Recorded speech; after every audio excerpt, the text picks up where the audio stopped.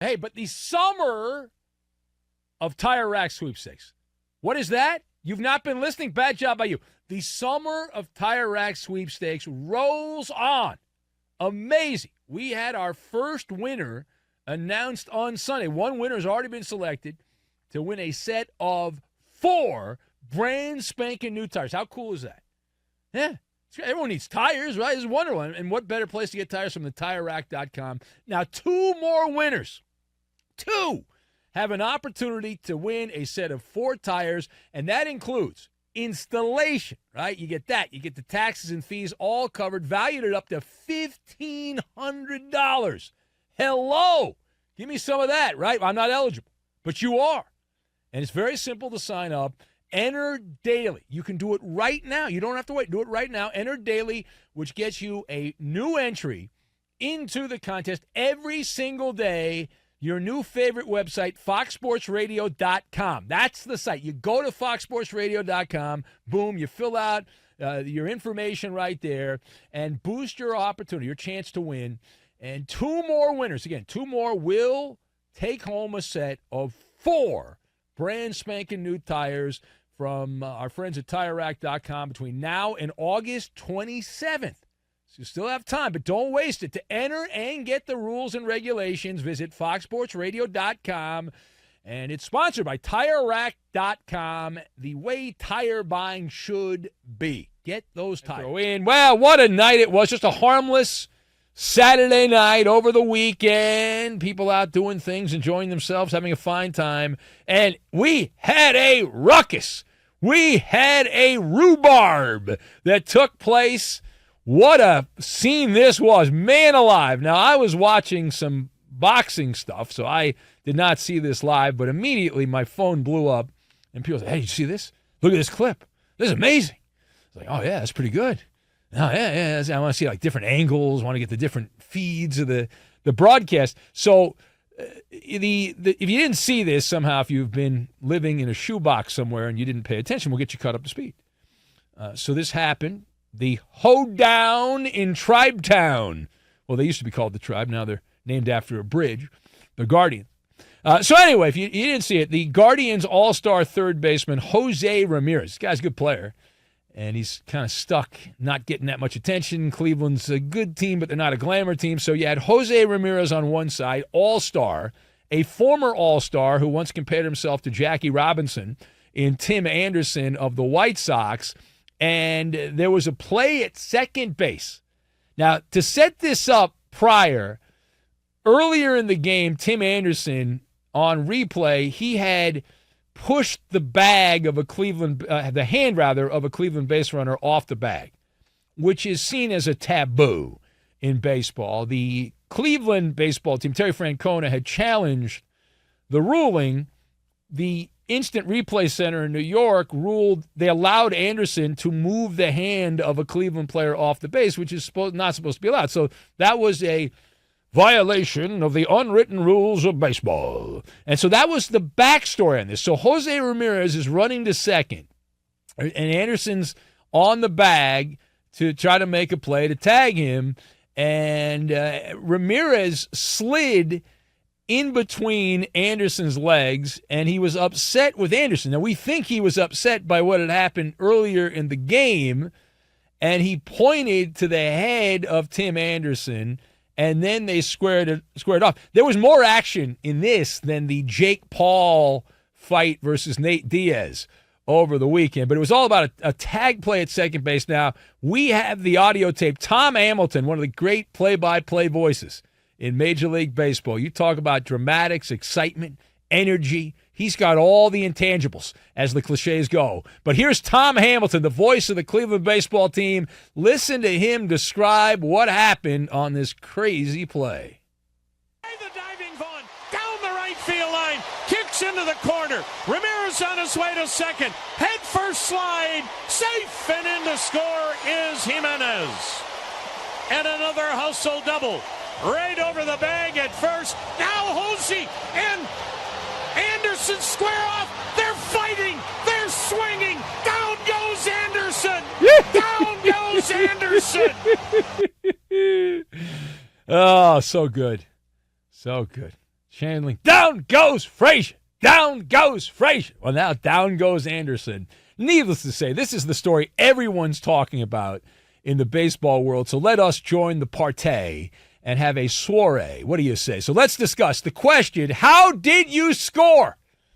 The fight between Jose Ramirez of Cleveland and Tim Anderson of Chicago. So using the 10-point must system. This was a 10-8 fight card in favor of Jose Ramirez, but you don't even need to go to the judges' scorecards because this was a TKO. See you later. I've got Deli Counter, Star Trek, and Don Henley. We'll combine all of these random things together, and we are going to make sense of the unsensible. Is what we're going to make. So, number one. Yes, some fights are like splitting hairs. It could go either way. There's a lot of drama. There's a lot of tension. I'm old school. I like the fight game. I'm not big in the UFC. I'm more of an old school boxing guy. And I used to love those big fights. They never invited me to those things. You know, some of the people get invited. They pay for them to go to these fights. I just like watching them. I just like checking them out. So anyway, this one, if you look at the tail of the tape, surprisingly, it is an even matchup. Now, I thought that Jose Ramirez was, because he seems chunkier than Tim Anderson, so I thought, well, there's clearly an advantage. Anderson's a little taller, but Ramirez has some size in his build. But you look at the measurables, Jose Ramirez listed height 5'9". He's a little fella. 5'9", 190 pounds. And Tim Anderson's listed height is 6'1", so he's got a big height advantage. You would think he'd have a reach advantage. Anderson, 185 pounds. So there's only 5 pounds difference, but obviously there's a much taller player in Tim Anderson. And when the fight unfolded, for our blind listeners, let me describe what happened. So Tim Anderson was the first to square up. And also the first to go down. Usually in a fight, if you're the first person to throw a punch, you're going to win. Any of us that have been in fights, that's usually how it works. You're the first one to throw the punch. Not in this case. After Ramirez had pointed in the face of the White Sox shortstop, that was the trigger point. That was the trigger point, and it was on like Donkey Kong. Right there. Bam! And so Anderson tossed his glove down like he had been in 8,000 fights, and he was like a club fighter, and he was ready to go, the White Sox shortstop. So you assume, hey, you throw the glove down, and right away, right-handed haymaker, boom! Just like that, right? He swung it like he knew what he was doing. It did not connect. The punch did not connect. And Jose Ramirez, okay, he then went to the deli counter. And what he provided was a delicious knuckle sandwich right to the chin of Anderson, right to the face. Boom! Bring in the salami with the knuckle sandwich right there. Good afternoon, good evening, and good night. Turn out the lights, the party's over. In my head, when I saw the replay, I was looking at Tim Anderson, and I remember in these old cartoons, they used to show little birdies going around the head. And I thought like Tim Anderson had like little birdies going around his head because it was crazy. It was wild. All right, now, page 2 on this fight topic. So does Jose Ramirez have a future in boxing? He was kidding around, having a good time. His agent had a photo of him in boxing gloves, and they were having a fine time. And while I'd love to see it, the answer is obviously I'm shaking my head. No, he's got no future. You have a better future in boxing. I have a better future in boxing than Jose Ramirez does. He does happen to possess a pretty nice skill set, though. He does. From what I saw, and it's a very small sample size, I'll grant you that. But Ramirez was able to bob and weave and avoid Tim Anderson's punch. And Anderson did telegraph it, and to the credit of Jose Ramirez, he was able to dodge it. He stayed on his feet. He certainly packed a wallop as he hit the bullseye on the punch. But regardless, the main reason Jose Ramirez cannot be a boxer is he has a $141 million extension with the Cleveland baseball team. So, yeah, you're not going to get that money in boxing. And boxing is verboten in all contracts, standard legalese in all these contracts. Just like sitting on a jet ski if you're an NFL player for the Buffalo Bills, also not allowed there.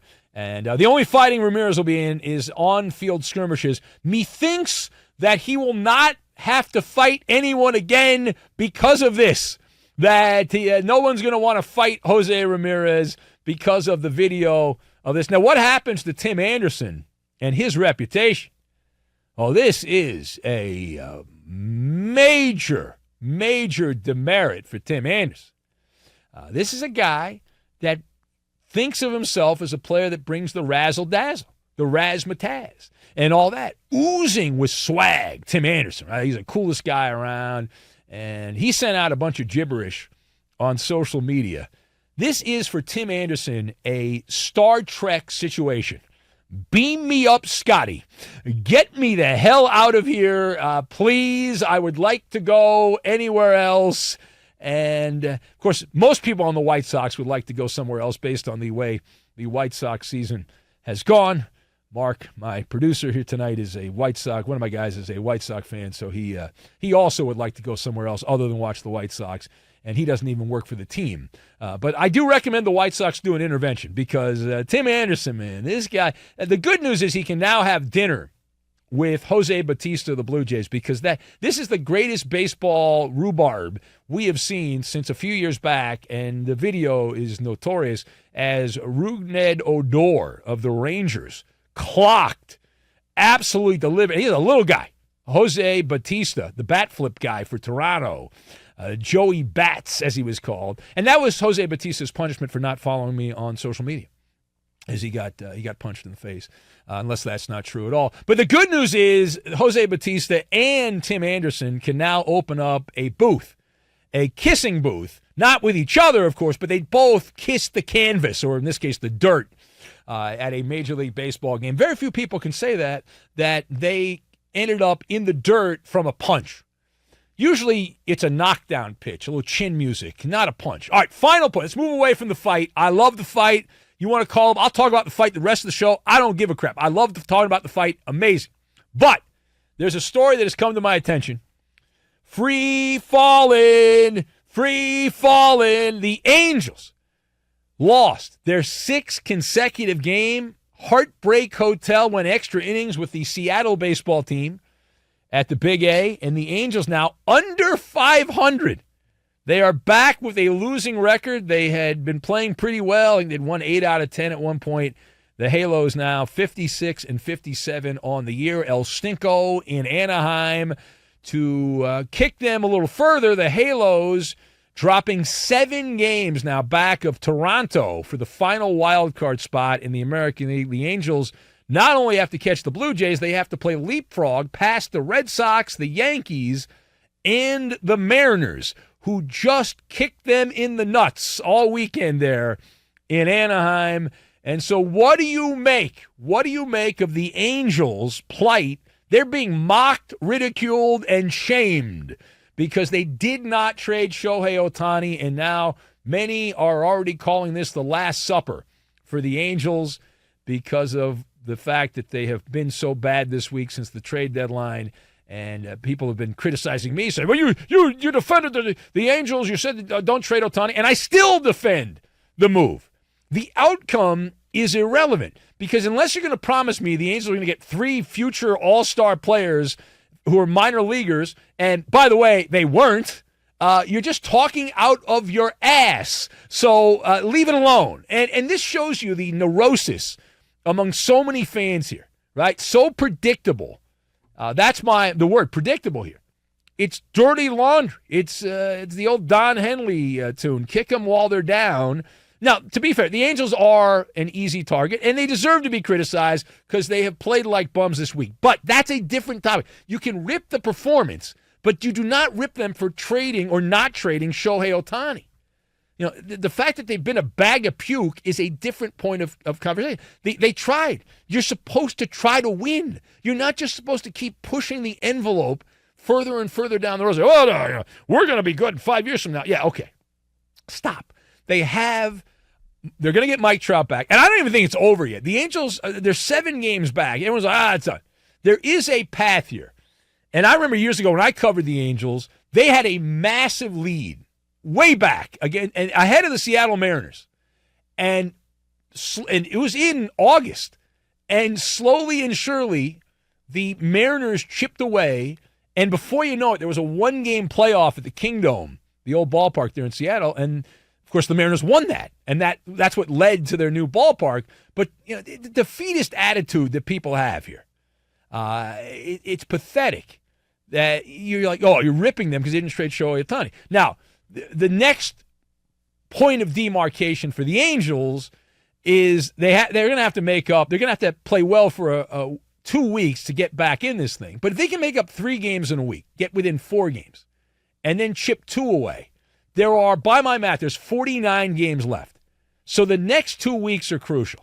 They've got to trim 4 to 5 games over the next 2 weeks off that, which is absolutely possible. Because remember, Toronto plays the Yankees, Toronto plays the Red Sox, so those teams are going to beat each other up in the American League East. They're going to lose games, so there's a path there for the Angels to get back. I'm Benny Brightside. On this, and we'll see. Plus, if Ohtani re-signs with the Angels, then that's perfect.